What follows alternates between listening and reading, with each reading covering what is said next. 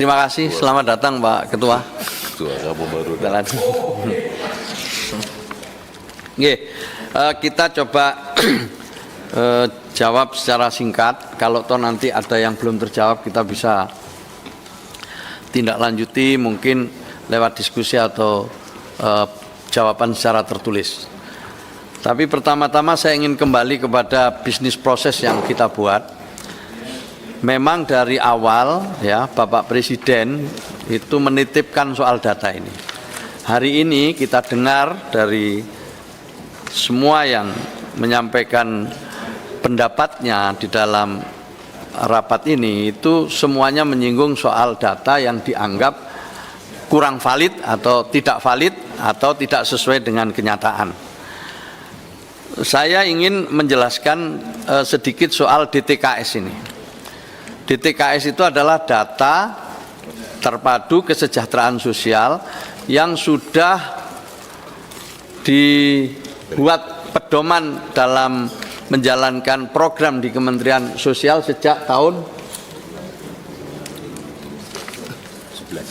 2011 kalau nggak salah. Ini kira-kira begitu, jadi jauh mundur sedikit.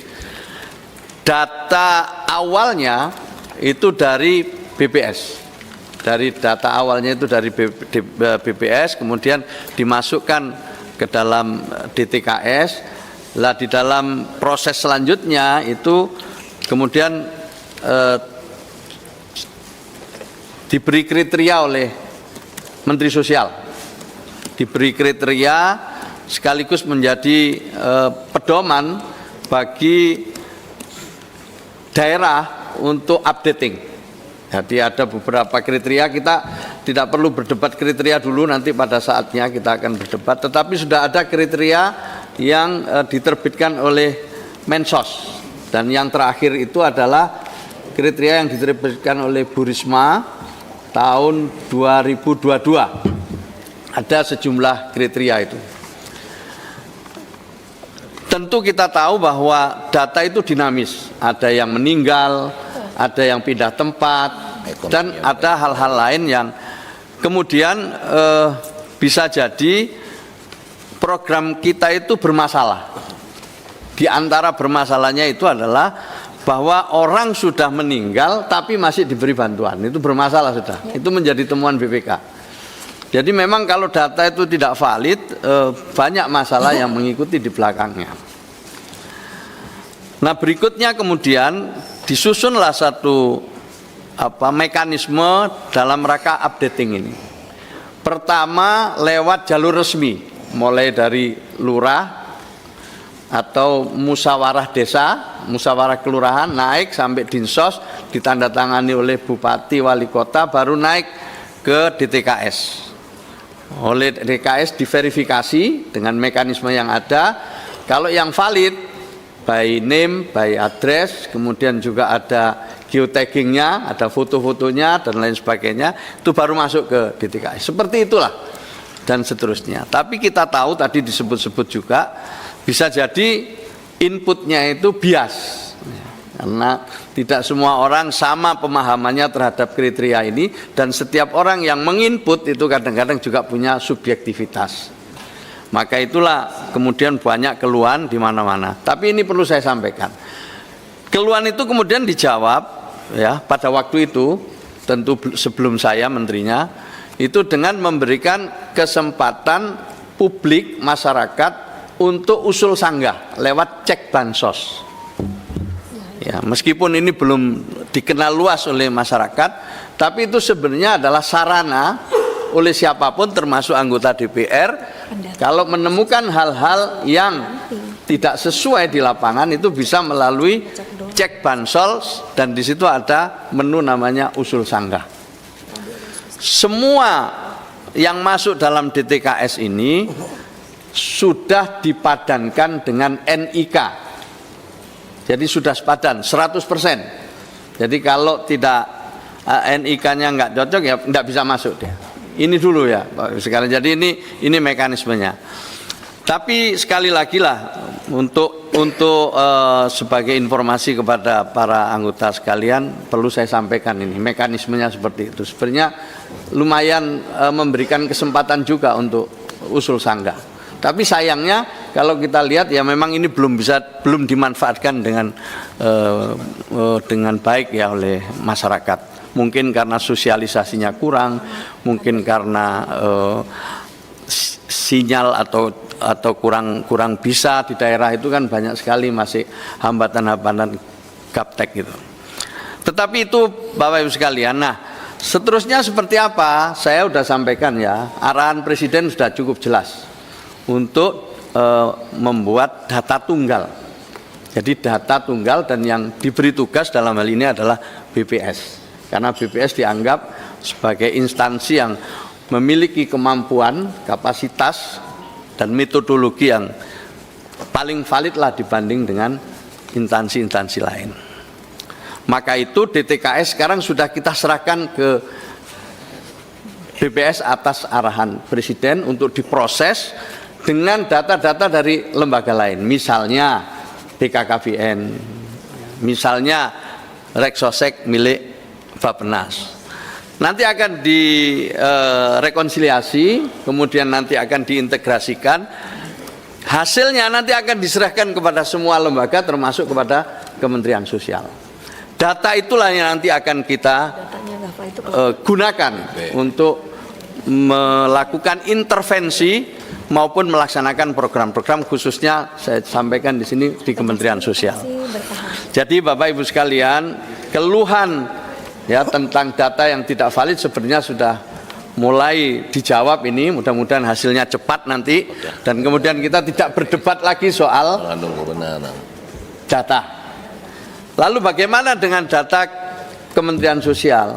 Karena itu tetap perlu diupdate, yang dinamis itu tetap kita harus update, maka mekanisme ini akan terus kita jalankan sambil kita perkuat ya lewat berbagai prosedur nanti agar input yang masuk itu masih sesuai. Oleh karena itu saya mintalah ya dari teman-teman anggota DPR untuk proaktif ya, kalau ada seperti Mas Pasha tadi itu langsung aja disampaikan ke kita cek, kita masih bisa.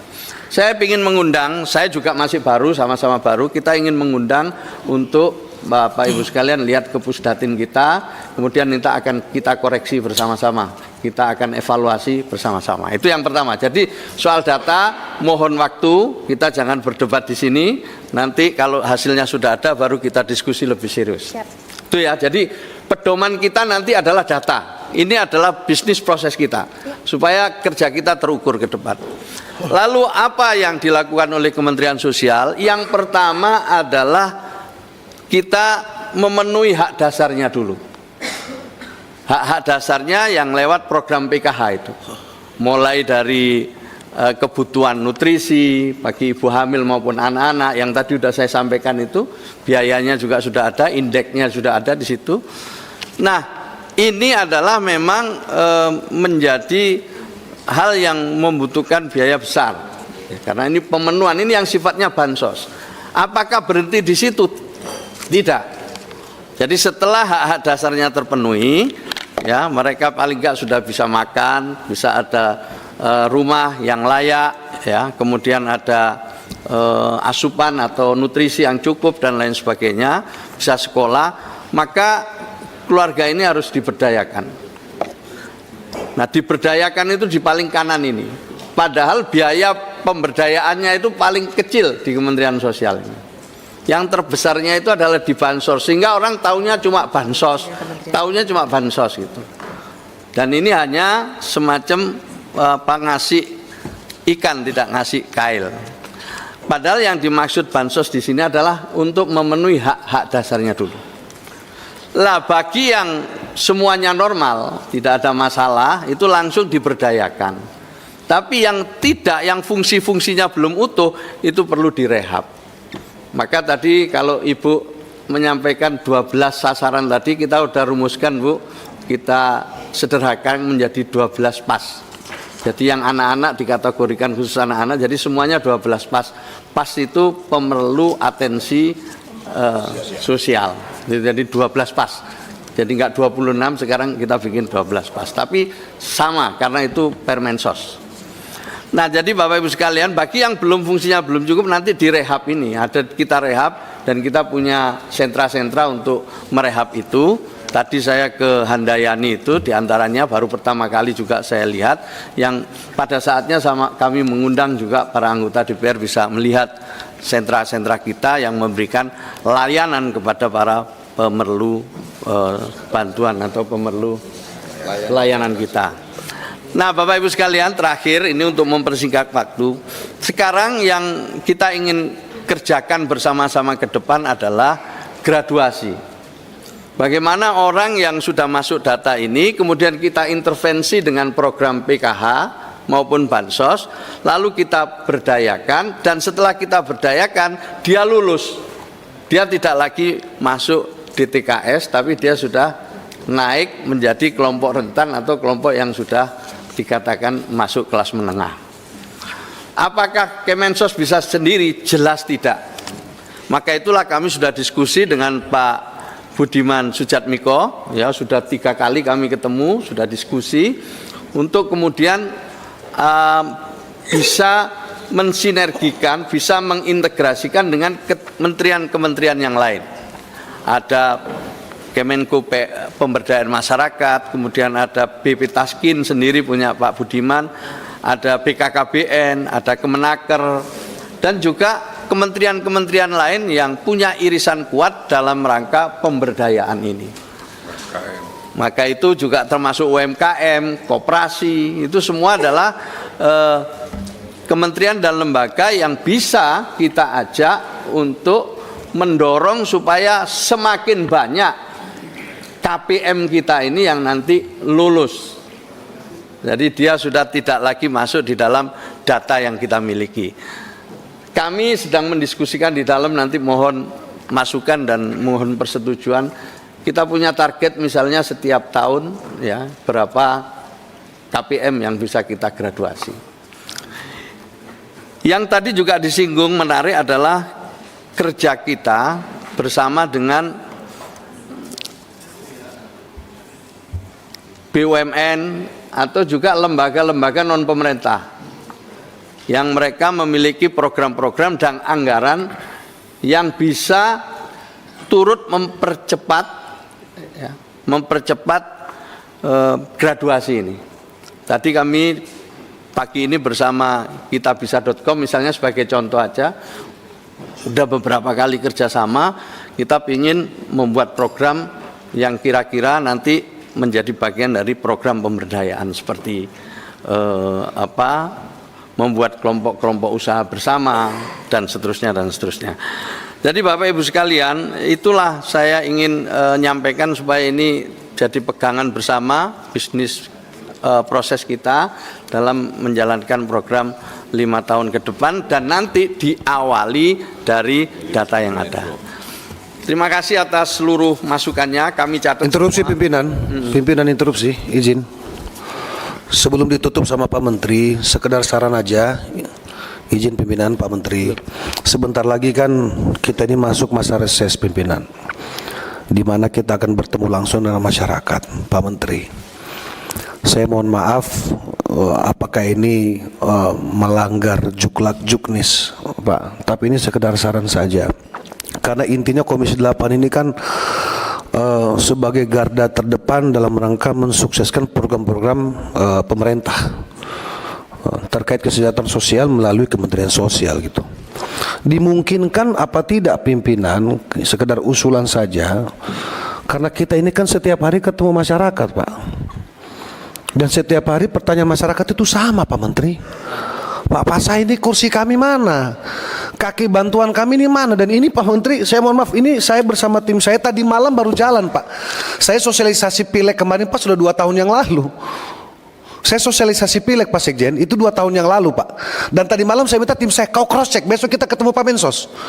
Ada. Maksud saya, Pak, kita ini kan hanya 41 orang di Komisi 8 ini, Pak. Bisa nggak dibentuk, saya nggak ngerti apakah ini perlu aturan atau apa gitu. Maksudnya ada regulasi khusus apa tidak. Semacam tim reaksi cepat Mensos dibentuk melalui LO, barangkali dalam bentuk LO yang berkoordinasi dengan kita masing-masing anggota Komisi 8, Pak, karena kita ini kan mewakili masyarakat banyak. Jangan sampai kemudian Pak Menteri merasa kami ini juga akal-akalan aja di lapangan, kan ngapain? Gitu loh Pak pimpinan, izin pimpinan. Ini sekedar saran aja pimpinan, Pak Ketua mohon izin. Kan kalau ada LO Pak Menteri, kan enak, misalnya Pak Menteri tunjuk si LO siapa, kau dampingi Pasa, kau dampingi Bu Atalia, lihat betul nggak mereka itu. Misalnya pimpinan, ini kan sebentar lagi Pak, kita butuh memberikan jawaban pasti kepada masyarakat. Paling tidak orang-orang yang betul-betul memang sudah ada dalam koordinasi kita. Saya kira terima kasih pimpinan, terima kasih. Assalamualaikum. Terima kasih, saya jawab ya. Siap itu, kapan aja nggak ada masalah. 24 jam untuk. Jadi ini yang di sini saya perintah 24 jam lah. Maka tadi saya setuju kalau kita bikin grup WA tidak hanya dengan eselon 1 tapi dengan eselon 2. Mungkin yang dia lebih teknis mengetahui lapangan, itu boleh kita setujui juga. Oke, supaya komunikasinya cepat. Pak Pasa, kalau sekarang mau dilihat biar dicek sama anak-anak juga bisa itu dilihat. Ada apa enggak juga bisa langsung. Jadi bisa aja. Saya sebenarnya ingin ditampilkan di situ. Kalau yang begini ini masih lama sekali itu. Fotonya tadi kan sebenarnya bisa ditampilkan di sini tadi biar kita bisa lihat wajah ini. Bisa nggak itu ditampilkan di sini? Tapi nanti aja nanti. Tapi gini, berikutnya sebelum saya tutup ada yang tadi terkait dengan tagana atau pilar-pilar sosial. Tadi disebut, ini juga berulang-ulang disebut oleh anggota Dewan. Bapak Ibu sekalian, tagana itu memang masih masuk kategori relawan. Ya, tidak seperti tidak seperti pendamping PKH misalnya yang sudah lebih mapan lah gitu. Proses rekrutmennya segala macam itu sudah ada mekanisme. Meskipun ya baru belakangan ini aja ditetapkan bahwa pendamping harus berasal di desa itu baru belakangan aja. Jadi kalau tadi ada yang desa ini di sana taruh ini di sana itu rekrutmen yang lama. Tetapi kita juga mulai mencoba memperbaiki peraturan-peraturan. Pelanggaran-pelanggaran yang dilakukan kita ada dewan etik. Ya kan? Jadi sebenarnya kalau ada pelanggaran tadi Pak, misalnya bansos digunakan untuk kepentingan politik misalnya asal ada buktinya ya, kemudian disertai dengan foto kalau perlu atau apa, nanti kita bisa proses. Kita ada dewan etik dan itu bisa kita selesaikan. Pokoknya yang melanggar kita selesaikan lah. Jadi saya setuju bahwa pilar-pilar atau pendamping PKH khususnya harus disiplin terhadap tugasnya, tidak boleh main politik apalagi menjadi tim sukses dari kandidat tertentu. Bapak Ibu sekalian, nah kemudian menyangkut tagana. Tagana ini meskipun ya masih relawan tapi sudah diusulkan oleh Mensos sebelum saya itu sebanyak 14.694 orang untuk menjadi P3K. Sudah diusulkan ini tapi masih ditolak. Jadi belum diterima ya. Yang sudah diterima sekarang itu 40.000 memenuhi syarat itu. Udah ujian belum? Belum, ujiannya Desember. Jadi ini memenuhi syarat administrasi dulu. Jadi memenuhi syarat administrasi dulu, setelah itu baru nanti ada proses selanjutnya. Nah yang sudah memenuhi syarat administrasi ini di samping PKH dan juga Beberapa pendamping lainnya. beberapa pendamping lain itu sudah 40.000 lebih. Sudah 40.000 lebih. Nah, jadi ini nanti kalau lulus atau lolos atau mencukupi syarat ya setelah melalui proses-proses dia akan menjadi P3K. Nah, itu mesti cita-citanya para pendamping, para pilar. Tentu kami juga setuju. Tagana tadi itu sudah orang-orang yang tulus lah. Ikhlas sudah itu. Tapi mereka ya tepuk tangan boleh itu. Tapi memang di dalam Permensos itu tidak diperbolehkan menerima program dari Kementerian Sosial, termasuk TNI, Polri, atau juga mereka yang mungkin ada misalnya namanya atau KTP-nya digunakan untuk membeli mobil dengan standar tertentu gitu. Jadi kalau misalnya ada namanya di situ meskipun dia mesti hilang gitu, enggak ada itu. Jadi karena kita terkoneksi semua. Jadi maka itu penerima bantuan itu ya yang sudah cocok dengan NIK dan nanti itu akan dicek ya data-data itu dengan hal-hal yang memang dilarang di dalam Permensos untuk menerima bantuan. Jadi kadang-kadang, mohon maaf, kadang-kadang ini namanya di lapangan ini macam-macam. Mungkin dia nggak dapat karena pegawai negeri, nggak boleh. Padahal juga sejujurnya ada pegawai negeri yang paling bawah itu sebenarnya masih memerlukan yang namanya bantuan dari Kemensos atau masuk dalam data yang kita maksud tadi. Jadi ada banyak variasi, ada banyak masalah di bawah itu yang nanti insya Allah secara pelan-pelan kita akan coba atasi dengan instrumen yang kita siapkan. Gitu. Jadi kita coba ini pelan-pelan, saya mohon waktulah. Tetapi saya ingin menyampaikan bahwa apa yang disampaikan oleh Bapak Ibu sekalian adalah satu hal yang patut kita tindak lanjuti. Kemudian kami juga perlu diskusi lebih lanjut ya tentang utamanya ini meningkatkan kapasitas pilar. Tadi disinggung juga soal kapasitas pilar ini. PKH sendiri sudah sangat lama atau pendamping PKH sudah sangat lama tidak mendapatkan pelatihan, pendidikan dalam rangka peningkatan kapasitas.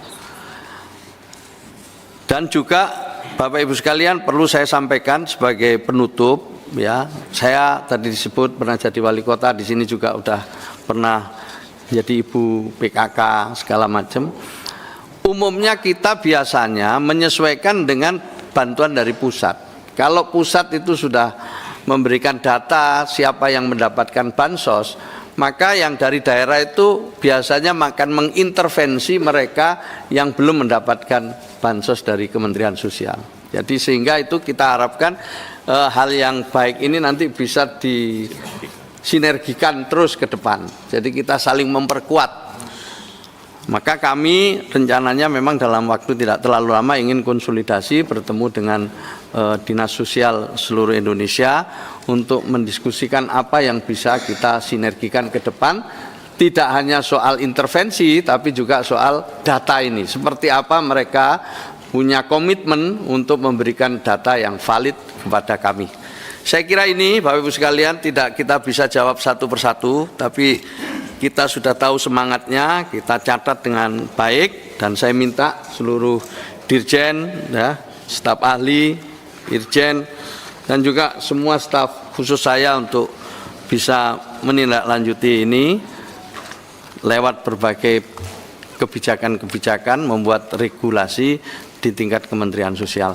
Terima kasih, kurang lebihnya mohon maaf. Selamat sore. Assalamualaikum warahmatullahi wabarakatuh. Mungkin sedikit menambah